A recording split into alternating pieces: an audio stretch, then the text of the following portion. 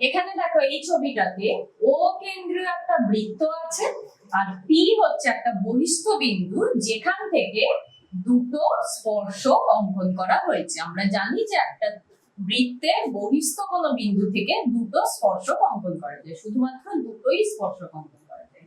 যে স্পর্শক দুটো বৃত্তটাকে এ আর বি বিন্দুতে স্পর্শ করেছে, অর্থাৎ পয়েন্ট অফ কন্টাক্ট বা স্পর্শ বিন্দু হচ্ছে এ আর বি। আর কি আছে, ও এ আর ও বি যুক্ত করা আছে, অর্থাৎ ও এ আর ও বি হচ্ছে ব্যাসার্ধ।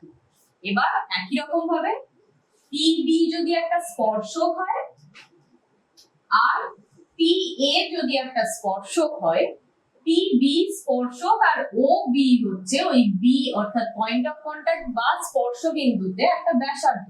তাহলে এই ব্যাসার্ধটা এই স্পর্শকের উপর কি থাকবে, লম্ব হিসাবে থাকবে। একই রকম ভাবে ও এ স্পর্শ বিন্দুতে পি এর উপরে লম্ব, কারণ ও এ হচ্ছে ব্যাসার্ধ আর পি এ হচ্ছে স্পর্শক লম্ব। বলে দেয়া আছে এ পি বি এই কোণটা 60 ডিগ্রি, আমাদেরকে বের করতে হবে এ ও বি এই কোণটা কত। এবার দেখো এ পি বি ও একটি চতুর্ভুজ। এখন একটা চতুর্ভুজের চারটি কোণের সমষ্টি কত হয়, 360 ডিগ্রি। তার মধ্যে একটা কোণ 60 ডিগ্রি বলা আছে, এটা 90 ডিগ্রি, লম্ব মানে 90 ডিগ্রি, এটা লম্ব মানে 90 ডিগ্রি। তাহলে এটা হচ্ছে চতুর্থ কোণ।